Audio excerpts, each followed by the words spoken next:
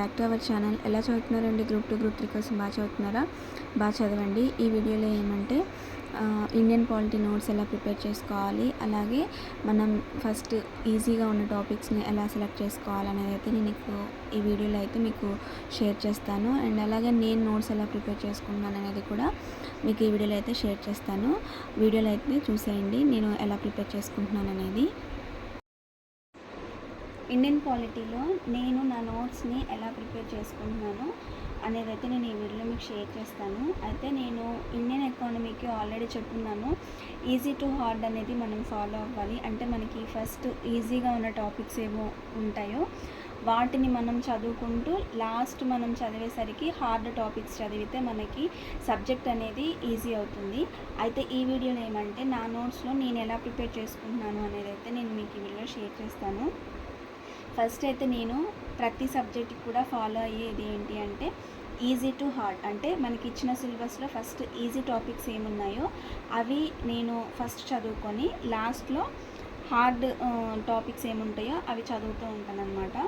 So అయితే first మనం start చేసేటప్పుడే ఈజీ టు హార్డ్ అనేది మనం టాపిక్స్ని సెలెక్ట్ చేసుకొని మనం నోట్స్ అయితే ప్రిపేర్ చేసుకోవాలి, అది ఏ సబ్జెక్ట్ అయినా సరే.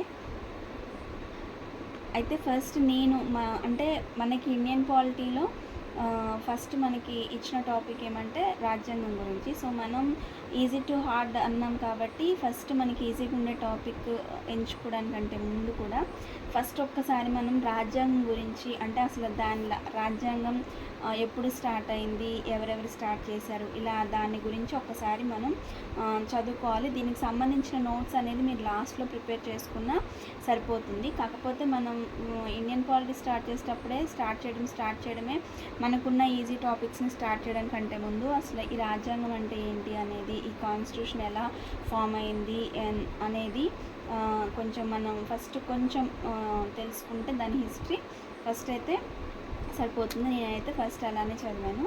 అండ్ తర్వాత వచ్చేసరికి మనకి బాగా ఈజీగా ఉండే టాపిక్స్ ఏమంటే రాష్ట్రపతి. సో ప్రెసిడెంట్ గురించి మనం తొందరగా చదివేయచ్చు. ఏమంటే దీని గురించి అంత పెద్ద పర్టికులర్గా గుర్తుపెట్టుకోవడానికంటే, అంటే ప్రకరణలు అయితే గుర్తుపెట్టుకోవాలి, దీనికి సంబంధించిన ప్రకరణలు అయితే మనం గుర్తుపెట్టుకోవాలి.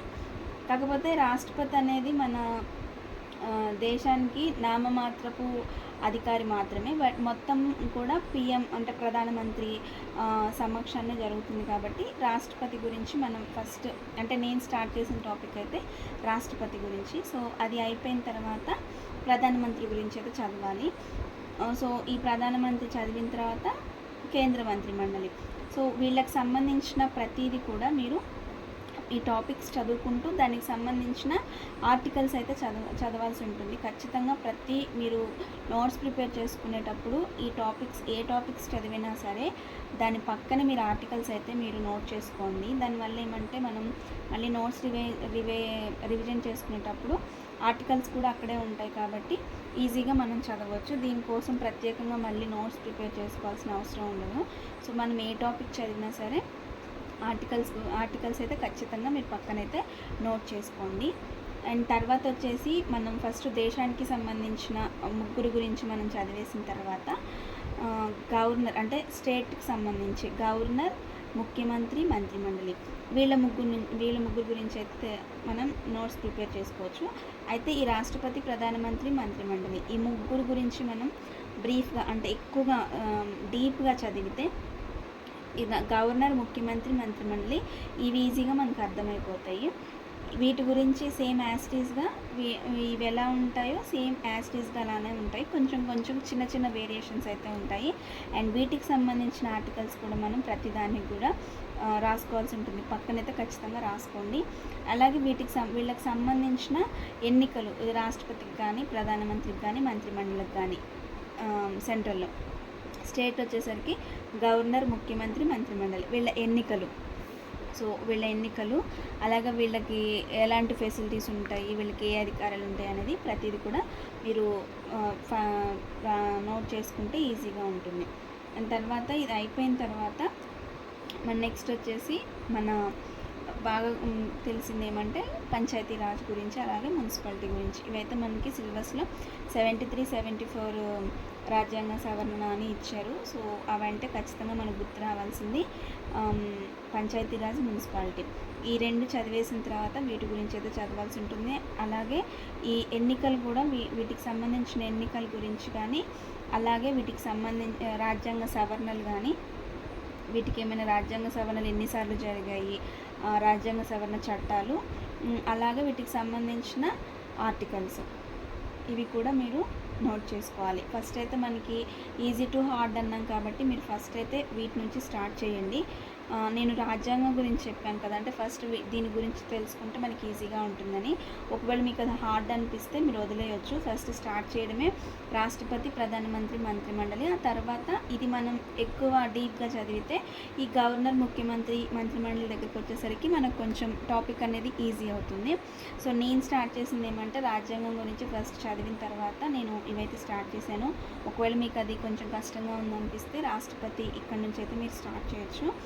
ఈ 2 అయిపోయిన తర్వాత పంచాయతీరాజ్, మున్సిపాలిటీ. సో వీటి గురించి అయితే ఎక్కువగా చదవండి. ఇక్కడ మీరు జెడ్పీ చైర్మన్ నుంచి సర్పంచ్, వార్డ్ మెంబర్ వరకు ప్రతిదీ కూడా మీరు చదవాల్సి ఉంటుంది. ఎందుకంటే దీనిలో మనం కొంచెమే ఉంది కాబట్టి మనం టాపిక్ని కొంచెమే చదివితే సరిపోతుంది అనుకోవడానికి లేదు.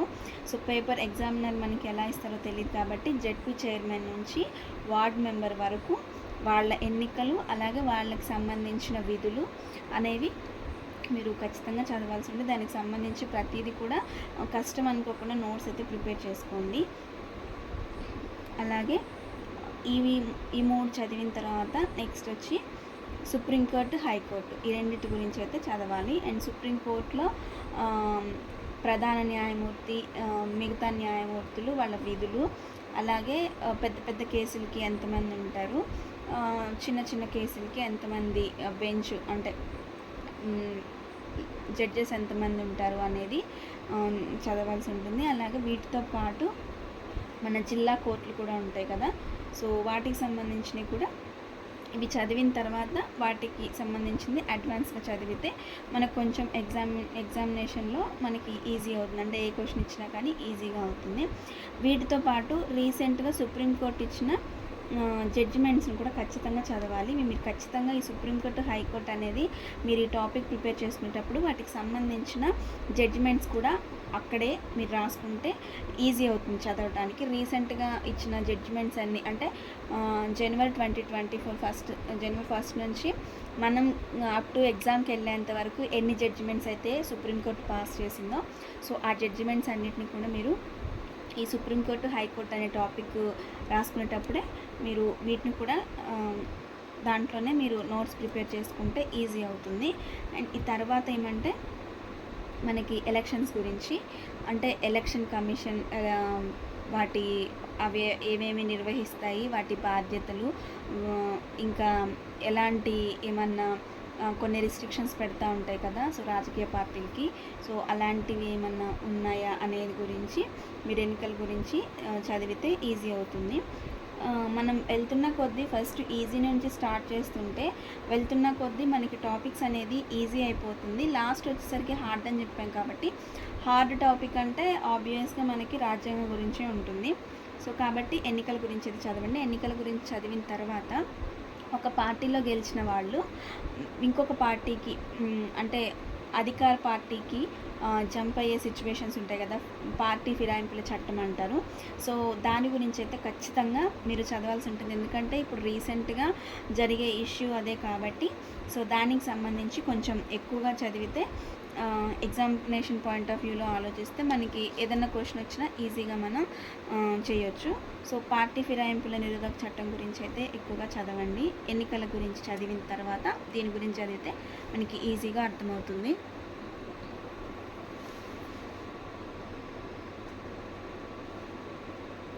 తర్వాత ఏమంటే SC, ST, women's, minority, EWS వీళ్ళ గురించి కూడా మనకి సిలబస్లో ఇచ్చారు కాబట్టి వీటికి సంబంధించిన కమిషన్స్, అలాగే వీటికి సంబంధించిన కరెంట్ అప్డేట్ అంటే సుప్రీంకోర్టు నుంచి వీటికి సంబంధించిన ఎలాంటి జడ్జిమెంట్స్ ఉన్నా సరే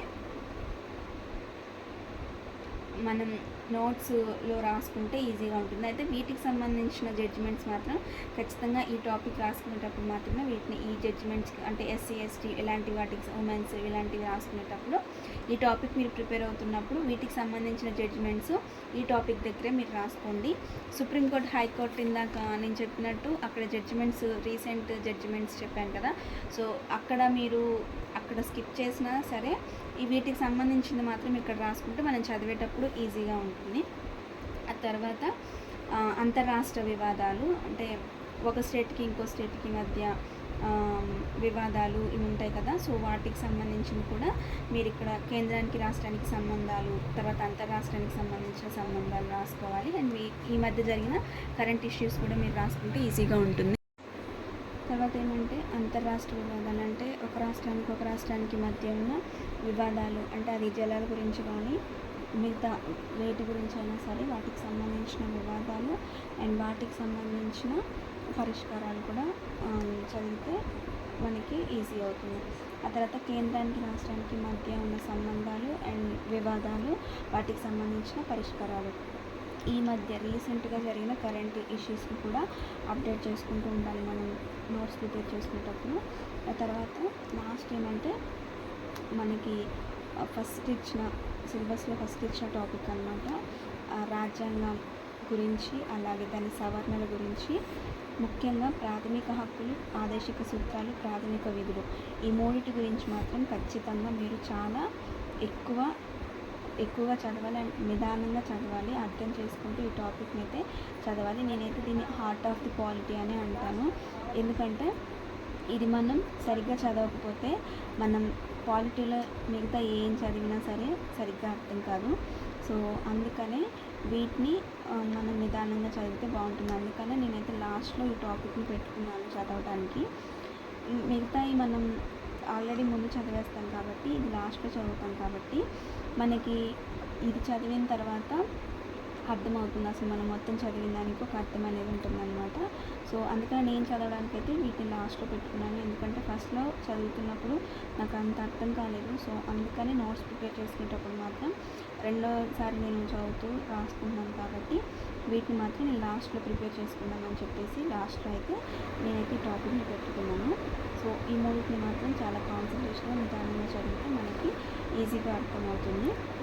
ఆ తర్వాత రాజ్యాంగ సమైక్య సవరణ చట్టాలు ఈ రెండింటి గురించి ఇవి చదివిన తర్వాత వీటి గురించి చదివితే మనకి అర్థమైపోతుంది. సో ఈ టాపిక్స్ మొత్తం కూడా ఈ లాస్ట్లో ఉన్న ఈ 5 టాపిక్స్ కూడా కొంచెం మనం స్లోగా నిదానంగా అయితే మీరు అనుకోవచ్చు ఫస్ట్ మనం ఇది చదివితేనే ఈజీగా మనకి మిగతా టాపిక్స్ అర్థమవుతాయి, అంటే ప్రాథమిక హక్కులు, ఆదేశిక సూత్రాలు, ప్రాథమిక విధులు చదివితే మనకి మిగతా టాపిక్స్ ఈజీగా అర్థమవుతాయని. అయితే మనం ఇవి చదువుతుంటే ఒక లైన్ చదివి నెక్స్ట్ లైన్కి వెళ్ళేటప్పుడు కొంచెం మనకి కష్టంగా అనిపిస్తుంది, అంటే అర్థం కాదు. సో అందుకని నేనేం చేశానంటే నోట్స్ ప్రిపేర్ చేసేటప్పుడు ఫస్ట్లో నేను చెప్పిన వీటన్నిటి గురించి నోట్స్ ప్రిపేర్ చేసుకున్న తర్వాత వీటిని ప్రిపేర్ చేసుకుంటే మనకి ఈజీగా అర్థమవుతుందని చెప్పి నేనైతే ఇలా నోట్స్ అయితే ప్రిపేర్ చేసుకున్నాను. సో నేనైతే ఇట్లనైతే ఫాలో అవుతున్నానండి ఇండియన్ పాలిటిక్స్ సంబంధించిన నోట్స్ని ప్రిపేర్ చేసుకోవడానికి. నేనైతే నోట్స్ ఇలా ప్రిపేర్ చేసుకుంటున్నానండి ఇండియన్ పాలిటిక్స్ సంబంధించి. ఈ ఈజీ టు హార్డ్ అనే కాన్సెప్ట్ నేను ప్రతి సబ్జెక్ట్కి అయితే ఇలానే అప్లై చేశానంటే గ్రూప్ 2 కానీ గ్రూప్ 3 కానీ నేను ప్రిపేర్ అయ్యే ప్రతి సబ్జెక్ట్ కూడా ఈజీ టాపిక్స్ నుంచి హార్డ్ టాపిక్స్ అనేది ప్రిపేర్ అవ్వడం వల్ల ఏమంటే మనకి చదువుతున్నప్పుడు ఈజీ అవుతుంది, మనకి కాన్సెప్ట్ కూడా ఎక్కువగా గుర్తుంటుంది. సో సిలబస్ కూడా చాలా తొందరగా కంప్లీట్ చేయవచ్చు. మనం ఎగ్జామ్కి చదివే తొందరలో ఫస్ట్ ఇచ్చిన టాపిక్ నుంచి లాస్ట్ వరకు ఒకే ఆర్డర్లో చదవడం వల్ల ఒక్కొక్కసారి మనం కన్ఫ్యూజ్ అయ్యే ఛాన్స్ ఉంది. ఇంకొకటి ఏమంటే ఆ సబ్జెక్ట్ మీద కూడా అంత ఇంట్రెస్ట్ ఉండదు. సో నేనైతే ఇట్లనే ఫాలో అవుతున్నాను. ఇంకోటి ఏమంటే రీసెంట్గా సుప్రీంకోర్టు ఇచ్చిన జడ్జిమెంట్స్ ఉంటాయి కదా, సో అవైతే నేను నోట్స్ ప్రిపేర్ చేసుకున్నాను. దానికి సంబంధించిన PDF లింక్ నేను కింద డిస్క్రిప్షన్లో ఇస్తాను. ఒకవేళ మీకు కావాలి అనుకుంటే వెళ్ళి మీరు డౌన్లోడ్ చేసుకోవచ్చు. Thank you for watching.